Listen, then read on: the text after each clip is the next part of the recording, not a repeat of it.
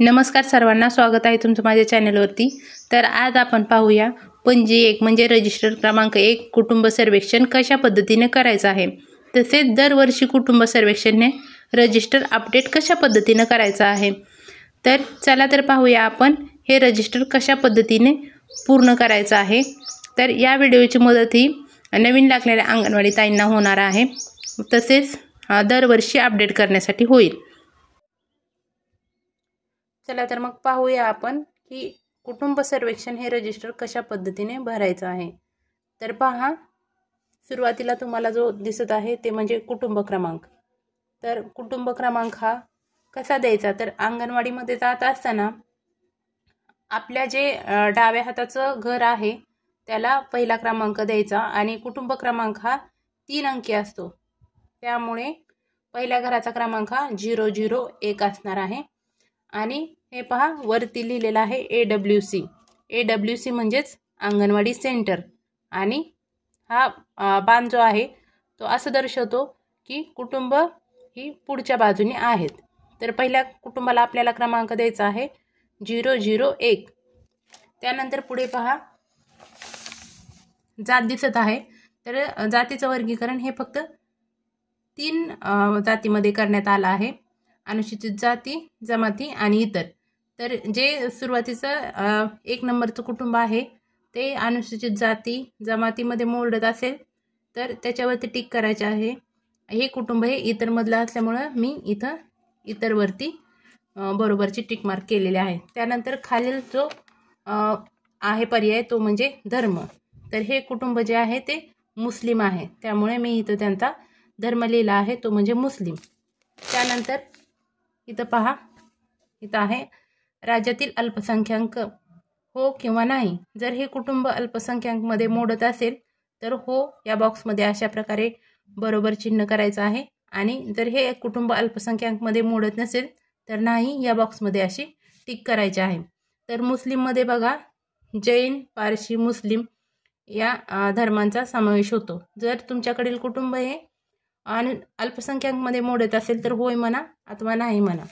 त्यानंतर पहा, इथं आहे सर्वेक्षणचे दिनांक। तर तुम्ही ज्या दिवशी सर्वेक्षण करणार आहात त्या दिवसाची दिनांक इथं टाकायचे आहे। त्यानंतर पहा, इथं खाली तुम्हाला 12 बॉक्स दिसत आहेत व वरी दिसत आहे ती म्हणजे सुधारित दिनांक। तर या बॉक्सचा उपयोग कधी करायचा आहे ते मी तुम्हाला नंतर सांगते। तर आता आपण पाहूया की कुटुंब सर्वेक्षण कशा प्रकारे करायचं आहे। तर कुटुंब क्रमांक आणि कुटुंबातील हा क्रमांक हा आहे या कुटुंबाचा कुटुंब क्रमांक, आणि त्यानंतर हे आहेत त्यांच्या कुटुंबातील सदस्याचे कुटुंबातील क्रमांक। तर पहा, कुटुंब क्रमांक हा 3 अंकी असतो, तर कुटुंबातील सदस्याचा क्रमांक हा 2 अंकी असतो, त्यामुळे तो नेहमी 2 अंकामध्ये लिहायचा। म्हणजे 1 नंबरचा जो कुटुंबातला प्रमुख असेल, कुटुंब प्रमुख, त्याला 01 असा नंबर द्यायचा, आणि सुरुवातीला जो आहे तो कुटुंबाचा कुटुंब प्रमुख घ्यायचा। आणि ही जी बाजू आहे ही पेनने लिहिली तरी चालेल, कारण की ही जी बाजू आहे एक बाजू ती बदलणार नाही आहे, त्यामुळे ही बाजू लिहिण्यासाठी तुम्ही पेनचा उपयोग करू शकता। तर पहा, पहिला जो बॉक्स आहे 1 नंबर, त्याच्यामध्ये काय लिहिलं आहे, कुटुंबातील अनुक्रम, म्हणजे त्या सदस्याचा कुटुंबातील अनुक्रम। तर कुटुंब प्रमुखाच्या खाली जसे आपण सदस्य लिहू त्याप्रमाणे त्यांना अनुक्रम देत जायचा आहे। त्यानंतर पुढील आहे UID आधार क्रमांक। तर या बॉक्समध्ये तुम्ही अशा प्रकारे त्या सदस्याचा आधार क्रमांक लिहायचा आहे। त्यानंतर पहा, 3 नंबरचा बॉक्स आहे कुटुंबातील सदस्याचे नाव। कुटुंब प्रमुखाचे नाव पहिले लिहावे, म्हणजे सुरुवातीला कोण घ्यायचं आहे आपल्याला, तर या कुटुंबाचा जो कुटुंब प्रमुख आहे त्याचं नाव आपल्याला सुरुवातीला लिहायचं आहे। त्यानंतर चौथा जो बॉक्स आहे त्यामध्ये काय लिहायचं आपल्याला, कुटुंब प्रमुखाशी नाते। तर हे स्वतःच कुटुंब प्रमुख आहे, त्यामुळे यांच्यासमोर स्वतः लिहायचं आहे। त्यानंतर लिंग, कुटुंब प्रमुखाचं जो कोणी सदस्य असेल त्याच्यासमोर त्याचे लिंग लिहायचं आहे, पुरुष किंवा स्त्री। त्यानंतर पहा, 6वा बॉक्स आहे तो म्हणजे वैवाहिक स्थिती। तर पहिला 1 नंबर कशासाठी आहे, तर विवाहित असेल तर 1 लिहायचं आहे, आणि इतर असेल तर 2 लिहायचं आहे। मग या 2चा उपयोग कधी करायचा आपण, जेव्हा आपण एखादा बालक इथे लिहित असू तर त्यावेळेस आपण ही दक्षता घ्यायची आहे की दोन लिहिताना आपण पेन्सिलचा उपयोग करायचा आहे. कारण की भविष्यामध्ये याचं लग्न झालं तर आपल्याला हे दोन पेन्सिलचा असल्यामुळे खोडता येऊन याच्या पुढे एक करू शकतो. मात्र एक लिहिताना तुम्ही पेनचा उपयोग करू शकता. त्यानंतर पहा जन्मदिनांक. जन्मदिनांकमध्ये दिवस, महिना आणि वर्ष. तर पहा याप्रमाणे जन्मतारीख लिहायची आहे. त्यांचा जन्माचा दिवस, त्यानंतर महिना आणि वर्ष. त्यानंतर पहा एप्रिल महिन्यामध्ये वय पूर्ण झाल्यास वर्ष व महिने, म्हणजे एप्रिल महिन्यामध्ये किती वर्ष पूर्ण झाली वर्षामध्ये इथं लिहायचं आहे आणि जे काय महिने होत असेल ते इथं लिहायचं आहे तुम्हाला. तर पुढील जो आहे बॉक्स 9 नंबर, त्यामध्ये काय लिहायचं आहे, आईचे नाव. वय 0 ते 6 वर्ष वयोगटातील जर मूल असेल समोरील तर या बॉक्समध्ये येणार आहे ते म्हणजे त्याच्या आईचं नाव. जर आपण इकडे 0 ते 6 मधील बालक घेतला असेल तर त्याच्या आईचं नाव येणार आहे. हे पहा 2 वर्ष 5 महिन्याचं इथं बालक आहे तर इथं आपण त्याच्या आईचं नाव लिहिलेलं आहे. याप्रमाणे या बॉक्सचा उपयोग करायचा आहे. त्यानंतर पहा 10 नंबरचा बॉक्स आहे तो म्हणजे सांकेतांक. कशासाठी वापरायचा आहे, जर गरोदर माता या कुटुंबामध्ये असेल तर तिच्यासमोर ग लिहायचं आहे. स्तनदा माता असेल तर स्त लिहायचं आहे. मुले असतील तर मुले लिहायचं आहे आणि किशोरी मुले असतील तर किशोरीच्या समोर की लिहायचं आहे. तर याप्रमाणे या संकेतांकाचा आपल्याला उपयोग करायचा आहे. गरोदरच्या समोर ग, स्तनदाच्या समोर स्त, किशोरीच्या समोर की. याप्रमाणे या बॉक्सचा उपयोग आपल्याला करायचा आहे. त्यानंतर पहा अपंगत्वाचा प्रकार असल्यास. जर सदर कुटुंबामधील एखादी व्यक्ती जर अपंग असेल तर तिच्यासमोर तिचा प्रकार बघून अस्थिव्यंग्य असेल तर 1 लिहायचं, मनोरुग्ण असेल तर 2 लिहायचं, अंध असेल तर 3, कर्णबधीर असेल तर 4 आणि 5 हे मूकबधीरसाठी लिहायचं आहे. म्हणजे या बॉक्समध्ये कोणी जर तुमच्या सर्वेमधील या कुटुंबामधील सदस्य जर अपंग असेल तर त्याप्रमाणे या प्रकारानुसार 1, 2, 3, 4, 5 याच्यापैकी कोणता अंक तुम्ही लिहू शकता. त्यानंतर 12 नंबरचा जो बॉक्स आहे त्यामध्ये पहा काय आहे, अंगणवाडी क्षेत्रातील रहिवासी आहे का. तर हो म्हणायचं आहे, कारण आपण अंगणवाडी क्षेत्रातील रहिवाशाचं सर्वेक्षण करणार आहोत. तर सर्व सदस्याच्या समोर हो येईल. त्यानंतर पहा 13 नंबर जो बॉक्स आहे त्यामध्ये लिहिलं आहे दुसऱ्या गावातून आलेलीची दिनांक. तर या बॉक्सचा उपयोग आपण कधी करणार आहोत, तर एप्रिल महिन्यामध्ये सर्वेक्षण झाल्यानंतर जर आपल्याकडे मध्ये एखादे कुटुंब येत असेल तर त्या कुटुंबासमोर आपल्याला ते कुटुंब आपल्या अंगणवाडी क्षेत्रामध्ये ज्या दिवशी आला आहे त्या दिवसाची दिनांक लिहावी लागणार आहे.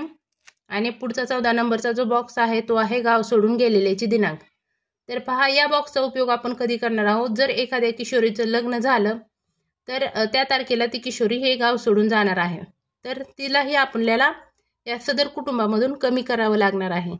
त्यासाठी आपल्याला त्या किशोरीने किंवा इतर कोणताही सदस्य कोणत्याही इतर कारणामुळे जर कुटुंब सोडून जाणार असेल तर त्या सदस्याला कमी करण्यासाठी आपल्याला या बॉक्समध्ये त्याची गाव सोडून गेलेल्याची दिनांक नोंदवायची आहे. त्यानंतर पहा 15 नंबरचा बॉक्स आहे तो म्हणजे मृत्यूचा दिनांक. जर कुटुंबातील एखादा सदस्य मृत्युमुखी पडला तर या बॉक्समध्ये त्याची मृत्यूची दिनांक आपल्याला लिहायची आहे. त्यानंतर पहा 16 आणि 17 नंबरचे बॉक्स हे काय आहेत, ICDS योजनेचा लाभ घेण्यासाठी उत्सुक आहेत का, हो किंवा नाही हे आपल्याला लिहायचं आहे.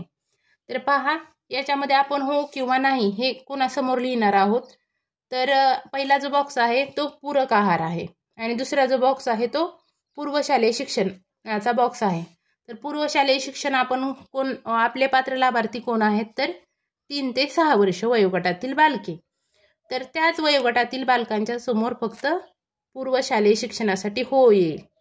त्यानंतर पूरक आहारासाठी आपण होय कुणाला म्हणणार आहोत, तर गरोदर माता, स्तनदा माता आणि 6 महिने ते 6 वर्षातील बालके यांच्या समोर हो येणार आहे. तर पहा या कुटुंबामध्ये 2 वर्ष 5 महिन्याची ही मुलगी आहे तर ही पूरक आहारासाठी आपण याच्यासाठी होय म्हणायचं आहे. परंतु पूर्वशालेय शिक्षणासाठी हिचं वय झालेलं आहे का, तर नाही, तर हिच्यासमोर आपण नाही म्हणणार आहोत. त्यानंतर पहा आपण अशा प्रकारचा एक गोषवारा काढून घ्यायचा आहे की सदर कुटुंबामध्ये स्त्रिया किती आहेत आणि पुरुष किती आहेत. पुरुष या कुटुंबामध्ये 4 आहेत, स्त्रिया 4 आहेत आणि एकूण लोकसंख्या या कुटुंबाची किती आहे 8.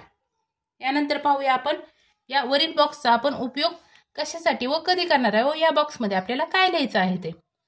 तर पहा, एप्रिलमध्ये सर्वेक्षण पूर्ण झाल्यानंतर या कुटुंबामध्ये जर काही बदल झाला तर आपल्याला या बॉक्सचा उपयोग करायचा आहे.